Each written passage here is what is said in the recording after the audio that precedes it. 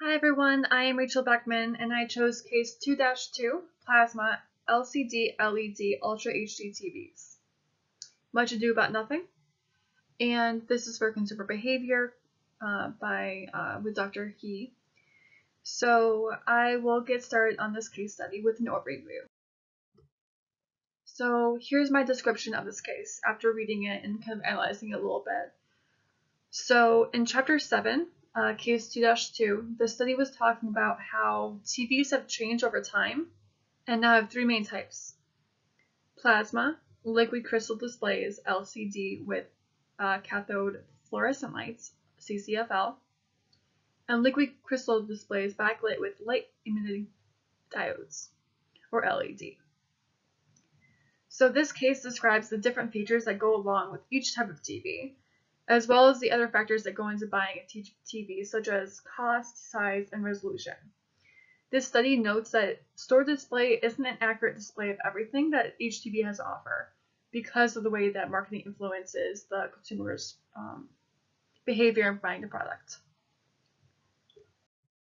So, question 1.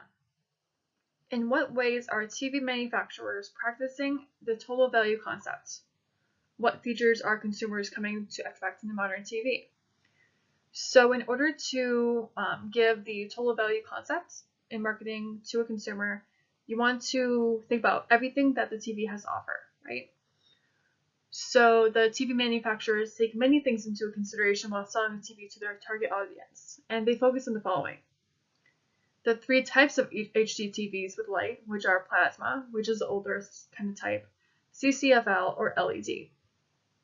There is the resolution to take into account, so how the picture appears, right? The different signals that it has, the frames or pictures per second, size, and price. And these all are important things that the manufacturer takes into account while marketing this product. Question 2. Say you manage the electronics department at your local Best Buy. Would you tweak the TV settings so each TV displays an ideal picture? Or would you leave them as they are out of the box? And how would your decision influence returns and customer satisfaction? So this is a really great question because it's kind of like up to the manufacturer, and it can have a big impact on how the consumer thinks of a product. So if I manage the electronic department at my local Best Buy, I would tweak the TV settings so that each displays the ideal picture for the average consumer.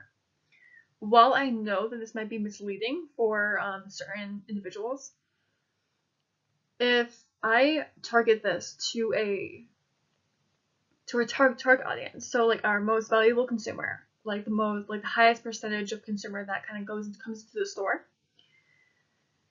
this might benefit me, because I say this because there are so many different display options for each TV, right? And each consumer needs different lighting or display options depending on their age or their ability to see or hear, etc., or their preference. So because each consumer needs different options, there might not be a great out-of-box setup for each consumer. However, if I were to tweak the TV to make it accessible and appealing to our most valuable target audience, this might bring more sales, because by focusing on the majority of our consumers and kind of group them into those target markets, right?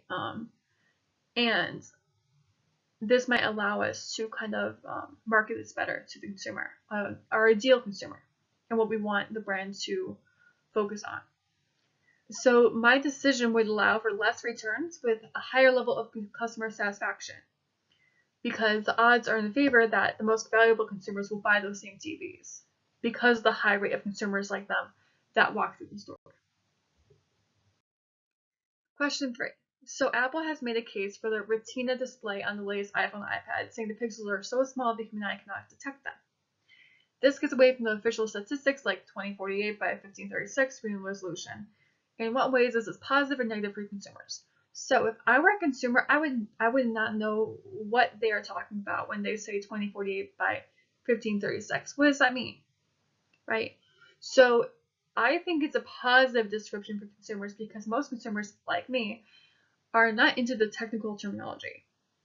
When marketing a product to the consumer, you want to be sure to appeal to the layman, someone who knows nothing about the aspects of the product that are very technical with wording.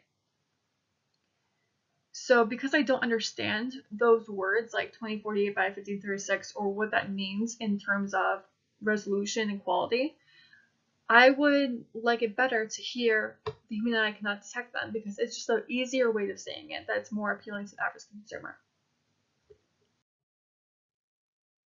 Question 4.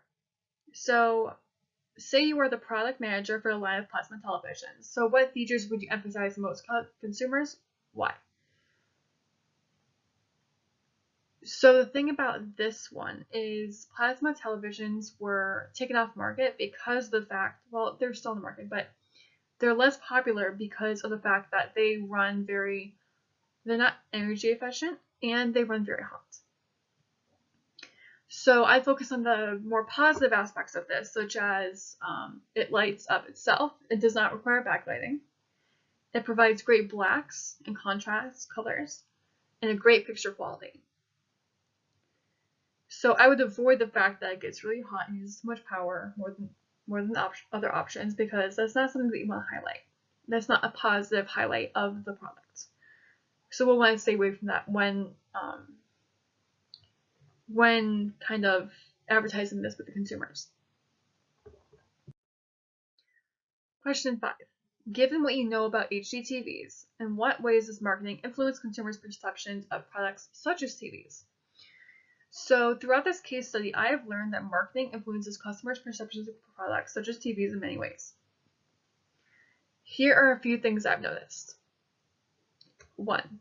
Product display in stores control consumers' perceptions of what they're buying. For example, the out-of-box settings or a perfect picture setting. So if two TVs were right next to each other, you might think that one has better quality than the other, simply because of the way that it's set up, or that it's out of the box, either or. There might be a misperception of what it actually is, based on what the manufacturer wants to do and what the store wants to do, right? The next one is consumers do not truly understand the differences between different options available because of the intricate differences between them and the technical jargon. Going back to the whole thing about the resolution and pixels, I have no idea what pixels are really. I mean, I know that, it makes up, a picture, but what does that really mean, right? So how can a consumer always understand what the technical jargon is? And by marketers stating, 2048 by 1532 or whatever, on their branding and on their marketing tactics, they might confuse the consumer, or they might make it more clear depending on what terminology they use, whether they say, it's smaller than the human eye can see, or those technical jargons like people might not understand and might be misled otherwise. The next one is current trends cause products to begin to decline their product lifestyle, pushing a new product onto the market. For example, energy efficiency is sustainable marketing, because those plasma TVs I talked about earlier, why they were pushed out of being popular and not being chosen in correspondence with the LED or the others, is because they run hot and they're not good for the environment because they pull so much power. So because sustainable marketing is a big thing right now and it's a current trend, it's a good trend, but it's a current trend. If the manufacturers are finding bigger and better things, right? Or I'll just say better and more sustainable items to put into the market that push the plasma TVs back and be a less valuable choice. So by marketing as, sustainably efficient and less power, that might drive the consumer's behavior to act a different way and choose a different product otherwise, because of the current trend of sustainable marketing. And then the last thing that I would say is that perception of cost differences and quality changes depending on framing of information. Again, going back to the whole thing about, well, first of all, the bigger is better, right? So in the article, they said bigger is better is a false statement because it's not always better with the resolution, because the bigger the TV, the more pixels you need, because otherwise it will be very pixelated, right? And also going back again to the whole thing about the pixels itself. What does it mean to have 2058 by 32 something, right? So these all impact the way that consumer behaves and how they perceive different products such as TVs. Okay, so there is my presentation. I really enjoyed focusing on this case study. It's really interesting on what I learned. So thank you, Dr. He, for providing this assignment. Have a great day, everybody.